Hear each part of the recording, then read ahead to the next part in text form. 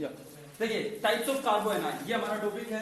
कार्बो A9 कितने तरह के होते हैं पहले देख लेते हैं एक बार। कार्बो एनाइन बनते कैसे, राइट? जैसा कि नाम से पता लग रहा है कार्बन पे नेगेटिव चार्ज कार्बो एनाइन कहते हैं।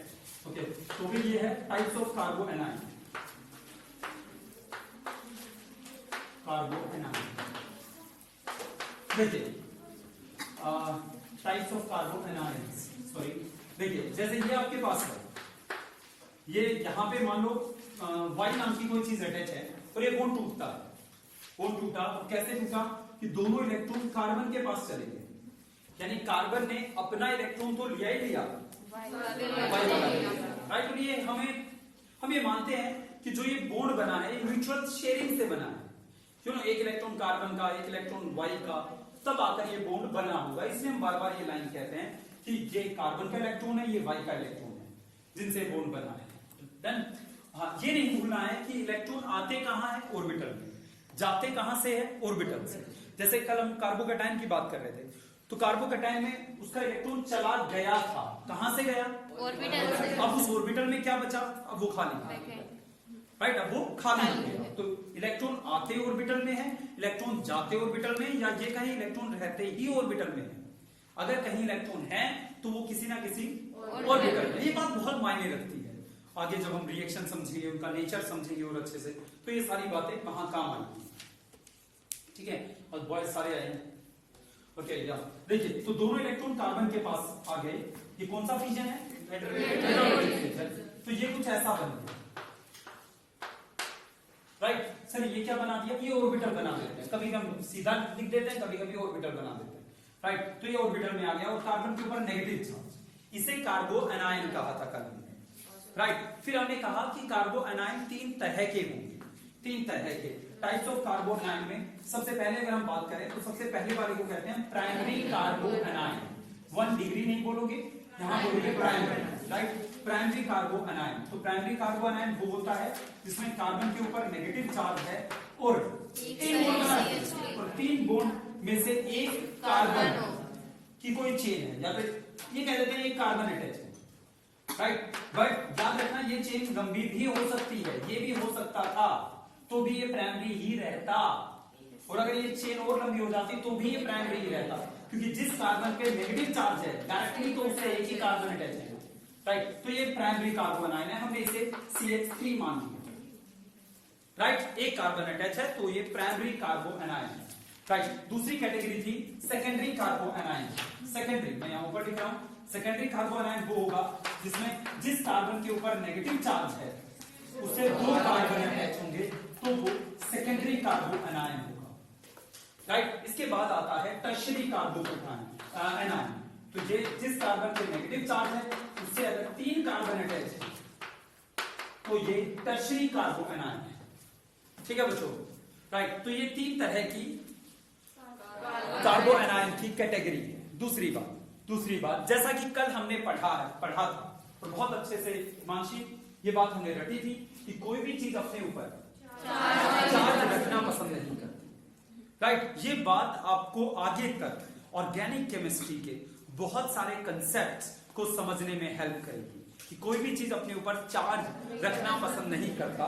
मैं अभी आपको एक छोटा सा एग्जांपल दूंगा और आप इसी आधार पे कि कोई भी चीज अपने ऊपर चार्ज रखना पसंद नहीं करता, इस बात को आधार मानकर, वंशिका कल कहां थे? ओके, पक्का ना गुड़िया? ऐसा तो नहीं था ना कि ओके मेरे हाथ में है कोरोना का बहाना तो, नहीं वैसे नहीं, ये मैं मजाक कर रहा हूँ, प्लीज इस बात को ज्यादा सीरियस ना ले, ओके? किसी भी बात को सीरियस ना ले, पढ़ाई को छोड़कर, राइट? चाहे वो डांटने वाली बात हो चाहे मजाक में कोई बात हो, राइट? आप उसको सीरियस लेंगे तो बेफालतू में नुकसान आपका है, ओके? चलिए, तो सीरियस नहीं लेना, टीचर पेरेंट्स इनकी बात को सीरियस नहीं लेते, राइट? मैं ऑनेस्टली स्पीकिंग मेरे पापा की किसी बात को मैंने कभी सीरियस नहीं लिया, हालांकि उन्होंने कभी भी हाथ नहीं लगाया पूरी जिंदगी, या तो लात या फिर बेल्ट से कभी ऐसा नहीं किया, उन्होंने किसी बात को मैंने आज तक बुरे दिल से नहीं लगाया, ओके? हमारी साइकिल की दुकान थी पेंचर वेंचर की, तो पापा कहते थे कि वहां हेल्प करवाने आता ना, काम ज्यादा है, तो मैं कहता नहीं मुझे पढ़ना, राइट, और मैं उसके बहाने क्रिकेट खेलने चला गया। राइट, और ग्राउंड से और घर की दूरी लगभग आधा किलोमीटर की रहती होगी। गलती से पापा कभी आ जाते थे क्योंकि उन्हें भूख तो लगी थी, मुझे रोटी लेके भी जाना होता था और काम भी करवाना होता था वहां जाकर। तो गलती से अगर वो खाना खाने आ जाते थे, दुर्भाग्य था कि रास्ता हमारा वहीं से था जहां से वो मैदान था। राइट, तो वहां से और घर तक और सबसे ज्यादा तो किस बात का होता था कि बैटिंग आने को होती थी और तब पापा आ जाते थे। बैटिंग करनी खड़ी समझ गए, जैसे बैटिंग का नंबर आया पापा आगे वहीं से चप्पल देखते कहीं लग रहे। तो ऐसी किसी भी बात का बुरा नहीं माना। ऐसे टीचर्स ने भी हमारे साथ काफी जागृति की है, तो उस बात का भी कभी बुरा। तो टीचर और पेरेंट्स की बात को आपको ऐसा नहीं है कि आप इसको बहुत सीरियस लें, ये बात ध्यान रखना। अगर आप वाकई में एक अच्छे स्टूडेंट और एक अच्छे बेटा या बेटी बनना चाहते हो तो ओके। चलिए ये आपके पास है, तो ये आपके पास हो गया प्राइमरी, सेकेंडरी एंड टर्शियरी। जैसा कि हमें पता है कोई भी चीज अपने ऊपर चार्ज नहीं चाहती। अगर कोई वहां चार्ज बढ़ा रहा है तो वो उसे अनस्टेबल बना रहा है। ठीक है, दूसरा पॉइंट, कोई भी चीज अपने ऊपर चार्ज नहीं चाहती, चार्ज अगर बढ़ रहा है तो अनस्टेबल हो रहा है। दूसरा point, alkyl group electron donating nature है। वंशिका, मिथाइल एक एल्काइल ग्रुप है, इथाइल एल्काइल ग्रुप है, प्रोपाइल, ब्यूटाइल सब एल्काइल ग्रुप है। ये all alkyl groups are electron donating in nature. जहां जुड़ जाते हैं उनको इलेक्ट्रॉन देते रहते हैं। राइट, तो ये इसे इलेक्ट्रॉन दे रहा है। हाइड्रोजन ना इलेक्ट्रॉन डोनेटिंग की कैटेगरी में आता है ना विड्रॉइंग, दो कैटेगरी है, electron donating, electron withdrawing. Right, तो ये आपके पास तीन अलग अलग कार्बो एनायन है। तो सोचिए सबसे ज्यादा अनस्टेबल कार्बो एनायन ये इलेक्ट्रॉन डोनेटिंग नेचर हो गया, ये इलेक्ट्रॉन डोनेटिंग नेचर हो गया। तो सबसे ज्यादा नेगेटिव यहाँ है ना, पहले नेगेटिव था और ज्यादा नेगेटिव दे दिया, तो ये तो अनस्टेबल हो गया। राइट, ये अनस्टेबल हो गया। ये सबसे कम सबसे कम क्या, सबसे कम चार्ज, सबसे कम चार्ज है इसकी, क्योंकि देने वाला नेगेटिव को और नेगेटिव दोगे तो चार्ज तो बढ़ेगा ना। राइट, अगर मैं एक और कार्बो एनायन लिख दूं, अब बताओ इन चारों में से सबसे स्टेबल कौन सा है? पहले वाला, क्योंकि कोई इलेक्ट्रॉन दे ही नहीं रहा इसे।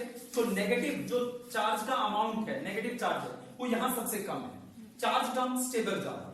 तो कल हमने ये देखा था कि टर्शियरी कार्बो एनायन सबसे ज्यादा अनस्टेबल होता है क्योंकि उस पे चार्ज सबसे ज्यादा है। राइट, तो ये कल का था कार्बो एनायन हो गया, ये हो गया था, आपने शायद लिखा नहीं। ओके, चलिए टाइप्स ऑफ कार्बन। अब जो मैं कह रहा था, मैं चार्ज की एक बात रेडिकल पे आ गए थे, रेडिकल का कंपोजिटिव इफेक्ट भी देख लिया था। राइट, मैं आपको एक एग्जांपल देना चाहूंगा चार्ज वाली बात पे। देखो मैं आपको दो एसिड दूंगा और आपको गैस करना है उनमें से कौन सा स्ट्रॉन्ग एसिड है। ठीक है, अभी कल परसों जो 12th का पेपर हुआ है ड्यूटी, उसमें क्वेश्चन था एक ये है CH2 या CH3COH, इसका नाम है एसिटिक एसिड। एसिटिक एसिड, एक दूसरा एसिड ये है, एक एच हटाकर मैंने यहां फ्लोरीन लगा दिया। ठीक है, COH।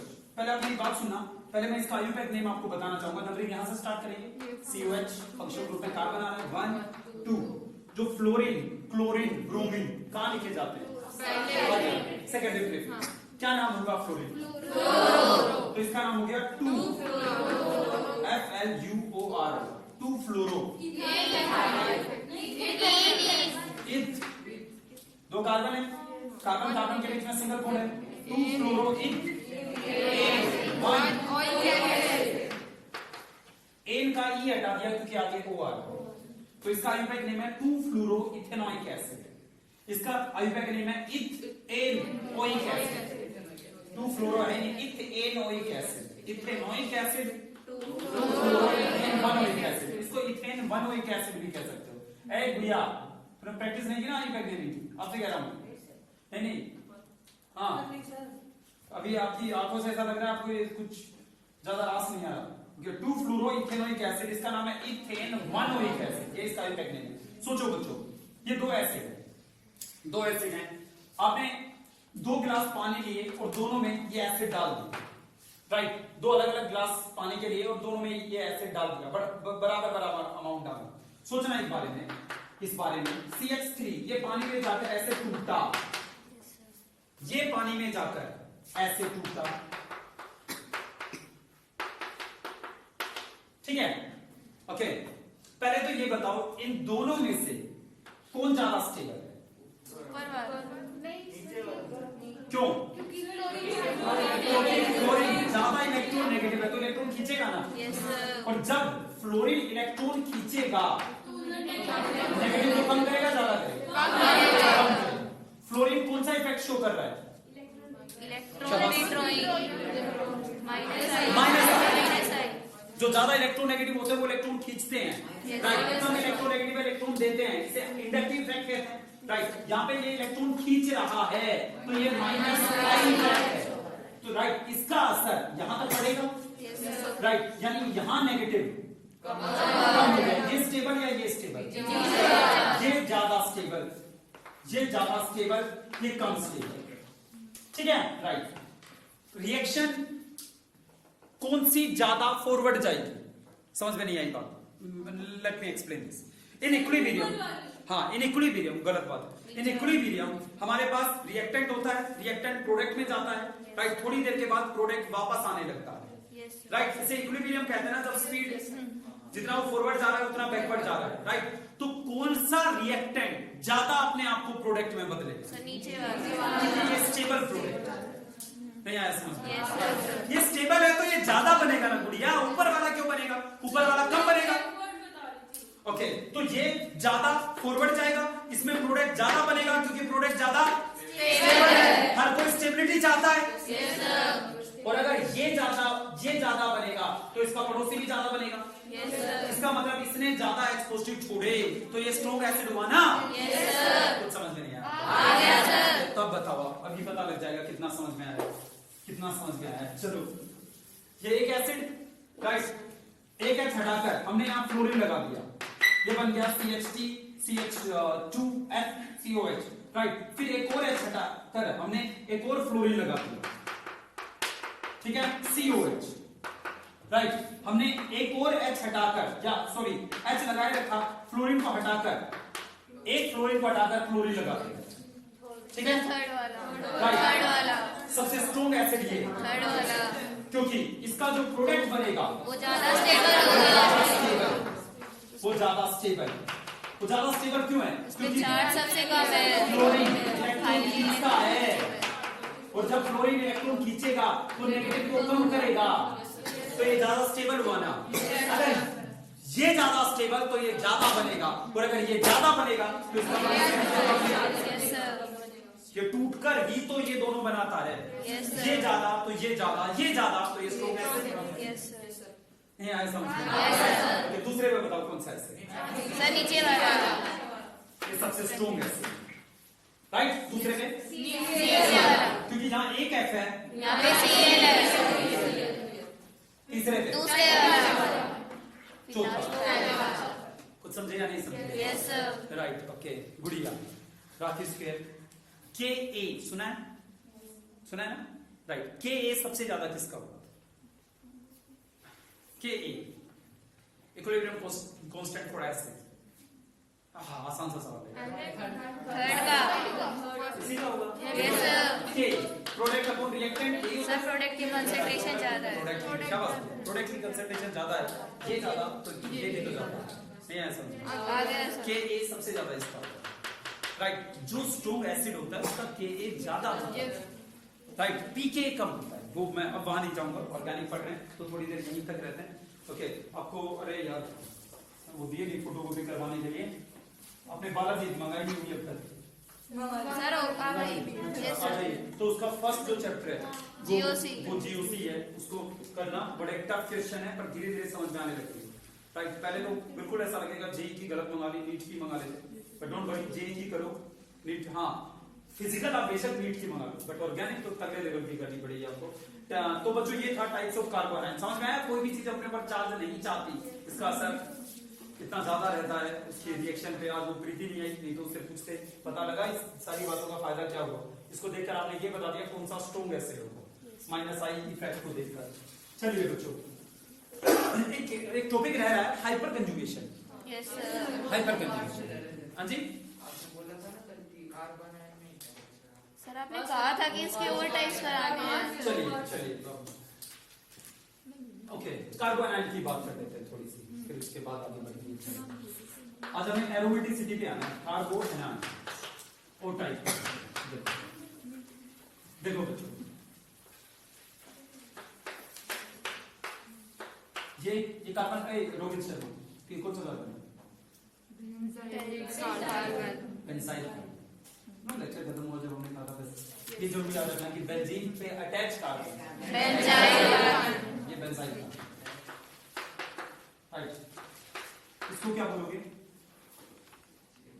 Benzyl कार्बो anion. Benzyl कार्बो anion, benzyl कार्बो anion, right. Benzylic कार्बो anion या बेंजाइल कार्बो एनायन, बेंजाइलिक कार्बो एनायन या बेंजाइल कार्बो एनायन, ये बोलोगे, राइट। हाँ जी मीनाक्षी, ये कैसा कार्बो एनायन है? चलिए, कार्बो एनायन न्यूक्लियोफिलिक ही होते हैं, राइट। ये तो हो गई बात। Primary, secondary, tertiary. क्योंकि जिस कार्बन पे एक चार्ज है उससे एक कार्बन, तो ये प्राइमरी कार्बन है, राइट। कार्बो एनायन न्यूक्लियोफिलिक ही होंगे क्योंकि नेगेटिव चार्ज है तो किससे प्यार करेंगे? पॉजिटिव से प्यार करेंगे तो न्यूक्लियोफाइल होंगे। ओके, चलिए खैर ये प्राइमरी कार्बो एनायन है। ओके, पर ये बहुत स्टेबल कार्बो एनायन है नॉर्मल कार्बो एनायन के मुकाबले। मतलब कि जैसे मेरे पास ये कार्बो एनायन है, ये भी प्राइमरी है, ये भी प्राइमरी है।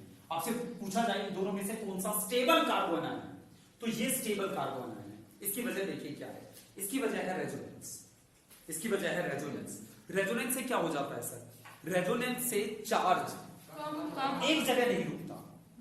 मतलब देखो, अगर जैसे अभी हमने कुछ एग्जांपल लिए थे ऐसे, अपने चार्ज वहां कम नहीं हुआ, चार्ज नेगेटिव नेगेटिव था तीनों पे, राइट। बट कोई एक ऐसा था जो उस नेगेटिव को दूर तक फैला देता था।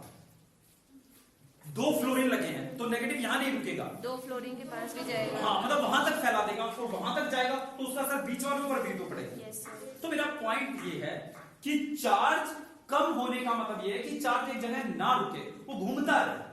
अगर वो घूम रहा है तो वो स्टेबल है, राइट। अगर वो घूम रहा है तो वो स्टेबल है। अब यहां पे जो कार्बो एनायन है वो प्राइमरी है, इसमें कोई दो राय नहीं, ये भी प्राइमरी है, बट ये एक जगह रुका हुआ है क्योंकि रेजोनेंस शो नहीं कर सकता। यहां रेजोनेंस है, दिख रहा है सपना? Yes sir. सपना क्या दिख रहा है आपको? लॉन्ग पेयर दिख रहा है ना? और अगर जहां ये है, right, because of resonance this primary कार्बो anion is highly stabilized by the resonance। क्योंकि डी लोग अभी बात करते हैं। चलो अब इसको देखो। हाँ सर, आपने कहा था बेंजीन न्यूक्लियोफाइल होता है और कार्बन न्यूक्लियोफाइल, तो आपने कहा था नहीं, ये पूरा ये मॉलिक्यूल न्यूक्लियोफाइल है, राइट। आपकी बात बिल्कुल सही बात है कि कार्बन पे नेगेटिव चार्ज है, बेंजीन ऑलरेडी इलेक्ट्रॉन रिच है, राइट। तो वो क्यों इलेक्ट्रॉन लेना चाहेगा, रेजोनेंस में क्यों पार्टिसिपेट करेगा? बट याद रखना बच्चों कि आप इसे अलग अलग कंसीडर करोगे तो मजा नहीं आएगा। इस पूरी स्पेसिस को एक ही चीज, एक ही कंसीडर करोगे, भाई इसका दुख इसका भी दुख है। अगर कैसे ना कैसे ये स्टेबल होता है तो ये उसमें अपनी पार्टिसिपेशन करेगा। ओके, अब जरा सुनो, ये कहता है यार मेरे ऊपर नेगेटिव चार्ज और वो एक जगह रुका हुआ है। बेंजीन कहता है कोई बात नहीं, तू मेरे ऊपर भी उसे ट्रांसफर कर, राइट, मेरे ऊपर भी ट्रांसफर कर, क्योंकि उससे ये भी स्टेबल होगा और इलेक्ट्रॉन घूमने की वजह से ये रेजोनेंस हमेशा स्टेबिलिटी लाता है, राइट। तो इस लोन पेयर की वजह से रेजोनेंस बढ़ गया। ओके, समझ में नहीं आया? तो रेजोनेंस मतलब वो चार्ज घुमाना है, बस कैसे भी, बेशक ये न्यूक्लियोफाइल है या इलेक्ट्रोफाइल है, अगर चार्ज घूम रहा है तो वो स्टेबल होगा। अब इस एरो के साइन का मतलब बताओ। Lone pair, bond pair. हाँ परमजीत, अगली स्ट्रक्चर जो हम बनाएंगे जिसे रेजोनेटिंग स्ट्रक्चर कहते हैं, कैनोनिकल स्ट्रक्चर भी कह देते हैं इसको, कैनोनिकल स्ट्रक्चर, राइट। जो अगली स्ट्रक्चर में बनाने वाला हूं ये रेजोनेटिंग स्ट्रक्चर, इस स्ट्रक्चर में बेंजाइलिक कार्बन पे कैसा चार्ज आ जाएगा? न्यूट्रल हो जाएगा, क्योंकि उसके पास जो एक इलेक्ट्रॉन था वो कार्बन के वो पास चला गया। कार्बन के पास चला गया, एक उसके पास ही रहा, पर एक तो चला गया। एक जाने का मतलब एक पॉजिटिव, एक पॉजिटिव बट ऑलरेडी तो ये ऐसे बनाओ बच्चों। चलो शाबाश, ये यहां, और जैसे ये यहां देखो एक बार, ये समझ में?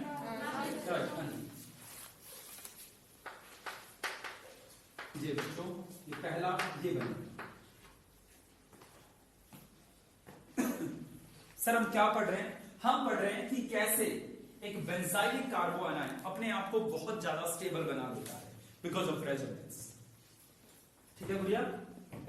शिवानी सही है? मन लिख क्यों नहीं रहे? समझ रहे हो?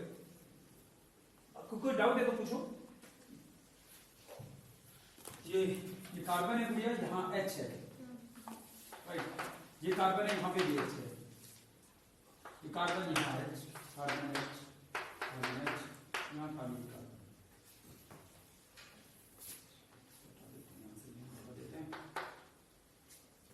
हाँ जी, अगले स्टेप में क्या हुआ? बस ये यहाँ और ये यहाँ।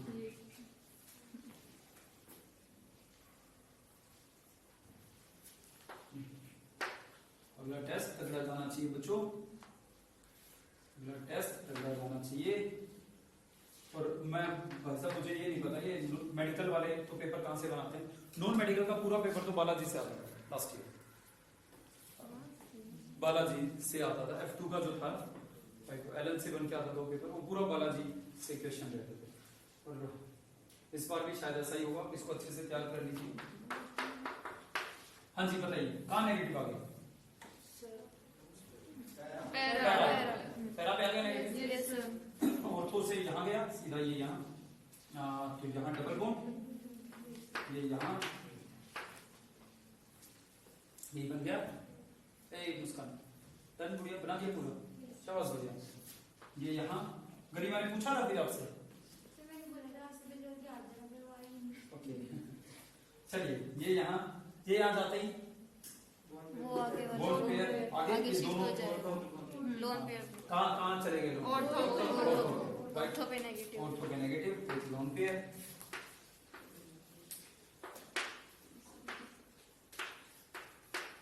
Negative CH2। अगले स्टेप में बेंजाइल कार्बन पे नेगेटिव।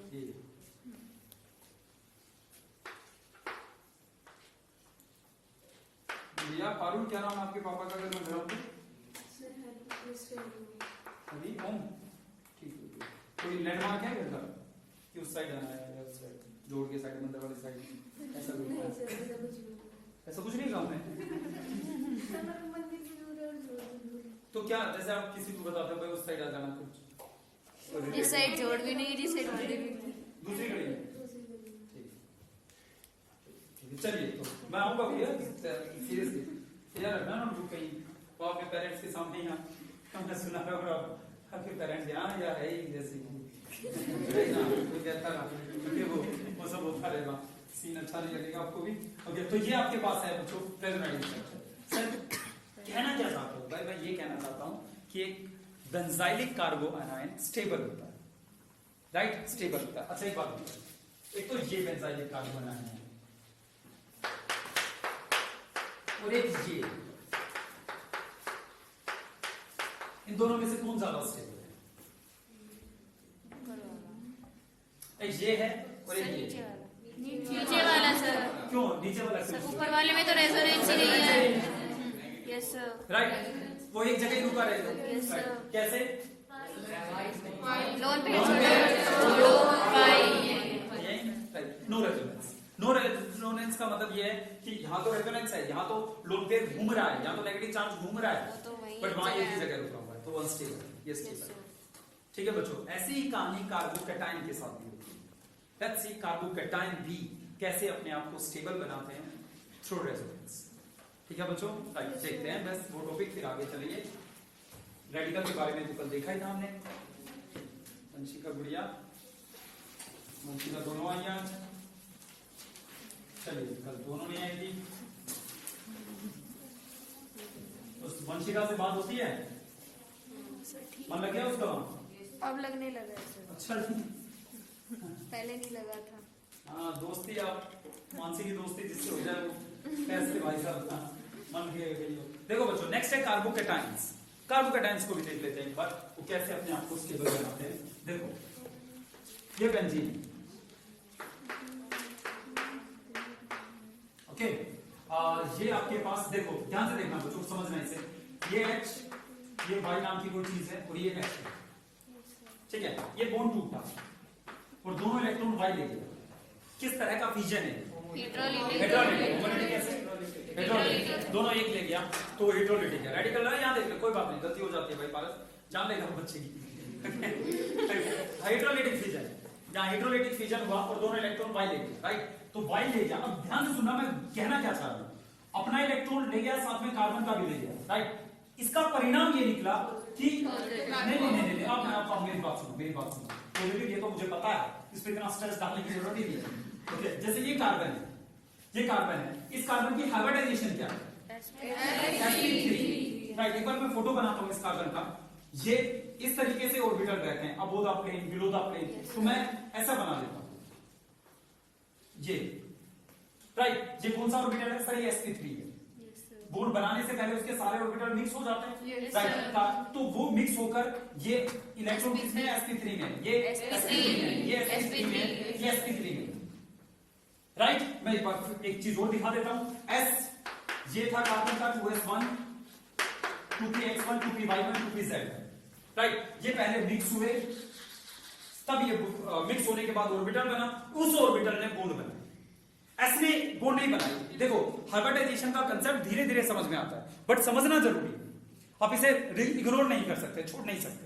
ओके, समझना जरूरी है। तो ये सारे ऑर्बिटल मिक्स हुए, अकेले ऐसे ने बॉन्ड नहीं बनाया। ये हाफ फील्ड ऑर्बिटल है, हाफ फील्ड ऑर्बिटल ओवरलैप करते हैं, बॉन्ड बनता है। कहानी इतनी नहीं है, कहानी में एक छोटा सा पेच है, छोटी सी बात है कि ये बॉन्ड नहीं बनाएगा। पहले ये सारे ऑर्बिटल मिक्स होकर एक नया ऑर्बिटल बनाएंगे, वो नया ऑर्बिटल बॉन्ड बनाना, इसे हाइब्रिडाइजेशन कहा जाता है। ठीक है, राइट? ओके, और जब ये मिक्स हो जाते हैं तो जो उस मिक्सचर में जो अलग अलग ऑर्बिटल बन के निकले, उनका नाम है sp3, sp3, sp3, sp3, sp3। समझ में आया नहीं आया? राइट? अच्छा, यहाँ पे जो बॉन्ड बन रहा है वो बेंजीन के साथ बन रहा है। ये एक इलेक्ट्रॉन कार्बन का और एक इलेक्ट्रॉन बेंजीन का। हाँ, मतलब दूसरे बेंजीन वाले कार्बन का। यस, ये एक इलेक्ट्रॉन इसका और एक इलेक्ट्रॉन हाइड्रोजन का, एक इलेक्ट्रॉन इसका और एक इलेक्ट्रॉन y का, राइट? मैंने ऐसे लिख दिया, आपको ऐसा भी हो सकता है, कोई हो सकता है उसका p ऑर्बिटल आया हो। मैंने सर्कल क्यों बनाया है? क्योंकि हाइड्रोजन का इलेक्ट्रॉन s सब शेल में होता है और s की शेप स्फेरिकल होती है, राइट? इसलिए मैंने सर्कल बनाया। तो ऐसे ये हाल है इस कार्बन का, राइट? ध्यान से समझना बच्चों, बॉन्ड टूटकर दोनों इलेक्ट्रॉन इस ऑर्बिटल से निकल गए, दोनों इलेक्ट्रॉन इस ऑर्बिटल से निकल गए, y ले लिया। जिस ऑर्बिटल में इलेक्ट्रॉन नहीं है वो मिक्स नहीं होता। जिस ऑर्बिटल में इलेक्ट्रॉन नहीं है वो मिक्स नहीं होगा। मतलब एक इलेक्ट्रॉन जाने के बाद इसकी हाइब्रिडाइजेशन sp2 हो गई। मैं ये कहना चाहता हूं, राइट? मैं सिर्फ इतना ही नहीं कहना चाहता, मैं एक और बात कहना चाह रहा हूं कि अब जो ये नई चीज बनी है, इसमें पहली बात क्या हो गया? ये sp2 हो गया। दूसरा, जो एक ऑर्बिटल खाली है, मान लो वो pz वाला है जो खाली है, pz वाला इसके परपेंडिकुलर है। नहीं आया समझ में? Above the plane, below the plane, इसके परपेंडिकुलर है, वो खाली है। नहीं आया? आ गया सर। नहीं, मजा नहीं आया। बात समझे या नहीं समझे कि वो इलेक्ट्रॉन चला गया, उसके बाद वो ऑर्बिटल खाली बचा, वो ऑर्बिटल अब मिक्स नहीं है, हाइब्रिडाइजेशन का पार्ट नहीं है, वो खाली पड़ा है, वो वहीं बस मतलब खाली ऑर्बिटल है, खाली डब्बे की तरह खड़ा है। वो अपने प्लेन, वो अपनी एक्सिस में रहेगा। pz, जैसे pz वाला है तो pz में रहेगा, px वाला है तो x में रहेगा। हाँ, नहीं, अब रीडिस्ट्रीब्यूशन होगा दोबारा से, हाइब्रिडाइजेशन दोबारा से चेंज होगा, राइट? दोबारा से रीअरेंजमेंट होगा, उसकी हाइब्रिडाइजेशन बदल जाएगी। कुछ नहीं समझ में आया? मैं ये बात बता क्यों रहा हूं? देखो, मैं क्यों बता रहा हूं आपको ये बात, क्योंकि आपको डॉक्टर बनाना है। पहली बात तो नहीं, एस वाला पार्टिसिपेट करेगा क्योंकि उसकी एनर्जी कम है, तो उस वाले इलेक्ट्रॉन को जाने नहीं देते। अगर वो चला गया तो सबकी एनर्जी ज्यादा हो जाएगी। वो ऐसा है जिसकी एनर्जी कम थी, वो सारे बंधे हुए थे उसके चक्कर में, राइट? ओके, तो देखो नेक्स्ट स्टेप में जब ये यहां से यहां जाएगा तो क्या बात होगी? क्या बात होगी? देखिए, ये आपके पास ये राइट, और इसके परपेंडिकुलर अबोव द प्लेन, क्योंकि pz की शेप px की शेप ऐसी रहती है, और वो खाली है, वो अबोव द प्लेन भी है, मैं उसको ऐसे नहीं दिखा सकता, तो यहां दिखा। राइट, मैं यहां दिखा रहा हूं इसे। ओके, अब जरा देखो, ये बन गया कार्बोकेटायन, ये बन गया कार्बोकेटायन। कुछ समझ में आया या नहीं आया? नहीं आया गुड़िया? क्या समझ में नहीं आया? अरे यार गुड़िया, ये तो मैं क्या बताऊं, इसका तो कोई सॉल्यूशन ही नहीं है मेरे पास। ओके, ये कोई सॉल्यूशन ही नहीं है। मैं आपको यही बता सकता हूं कि वो ऑर्बिटल था sp3 में से इलेक्ट्रॉन गया, वो ऑर्बिटल खाली बच गया। खाली होने के बाद वो हाइब्रिडाइजेशन का पार्ट नहीं रहा। अगर वो हाइब्रिडाइजेशन मिक्सिंग का पार्ट नहीं रहा तो वो px वाला x में ही जाके रुक जाएगा, pz वाला z में जाएगा। वो खाली पड़ा है, बट वो कहां है? अपनी एक्सिस में। जो उसकी एक्सिस है वो वहां, राइट, वो अपनी जेड में है तो जेड में है। सर ये बता क्यों रहे हो आप? क्योंकि मैं आपको ये बताना चाहता हूं कि जब यहां रेजोनेंस होगा तो कैसे इस खाली ऑर्बिटल में ये बॉन्ड यहां से यहां बन जाता है। जब ये बॉन्ड बनेगा गुड़िया, तो आप मुझे कह सकते थे कि सर ये इलेक्ट्रॉन यहां आया। जब रेजोनेंस में अगर ये इलेक्ट्रॉन यहां से यहां आ रहा है तो इलेक्ट्रॉन ऑर्बिटल में ही आएगा। तो वो ऑर्बिटल कौन सा है? वो कौन सा ऑर्बिटल है जहां ये बॉन्ड आ रहा है? तो मैं कहूंगा वो खाली ऑर्बिटल है जिसमें ये बॉन्ड यहां से यहां है। आपको नहीं आया समझ में? ओके, चलिए, तो ये और भी बताना चाहता था, बट अब नहीं, आप कंफ्यूज हो जाओगे यार। मैं आपको ये बताना चाहता था कि पी कैसे ओवरलैप कर रहे हैं और ये दोनों कैसे एक प्लेन में है। ये तीनों, ये भी कैसे एक ही डायरेक्शन में है, और इस वजह से ये इलेक्ट्रॉन बड़ी जल्दी यहां से उठकर यहां आने लगता है। ओवरलैपिंग यहां स्टार्ट हो जाती है। मैं ये बताने की कोशिश करने वाला था, बट नहीं करेंगे अभी बात, कंफ्यूज नहीं होना आपको, राइट। तो मैं इसलिए इतनी देर से ये सब बात कर रहे थे, पर कोई बात नहीं। देखो, छोड़ो बस फिलहाल ये बात रखो कि यहाँ खाली ऑर्बिटल है, राइट। तो ये यहां चला जाएगा, राइट। ओके, बताइए क्या बनेगा? ऑर्थो पे नेगेटिव, पॉजिटिव CH, बताओ कहां पॉजिटिव कहां नेगेटिव? ऑर्थो पे पॉजिटिव। कल हमने बात की थी कि एक ही प्लेन में रेजोनेंस पॉसिबल है, राइट। और गुड़िया, इसका जानना, आपको समझना इसलिए जरूरी है क्योंकि इसके बगैर एरोमेटिसिटी समझ में नहीं आएगी। एक ही प्लेन में किस तरीके से रेजोनेंस होता है, जब तक ये आपके दिमाग में पिक्चर क्लियर नहीं होगी तब तक एरोमेटिसिटी नहीं आएगी। बताइए कहां पॉजिटिव कहां नेगेटिव? देखो, ये यहां से यहां, ये इलेक्ट्रॉन ये कहां से कहां गया? ऑर्थो वाले से बेंजाइल कार्बन पे आया। ये इलेक्ट्रॉन यहां से उठकर कहां गया? तो ये न्यूट्रल हो गया। कहां से आया ये इलेक्ट्रॉन? यहां पॉजिटिव चार्ज। नहीं आएगा, कुछ समझना पड़ेगा ये सब अगर आप वाकई में कॉम्पिटिशन देना चाहते हो।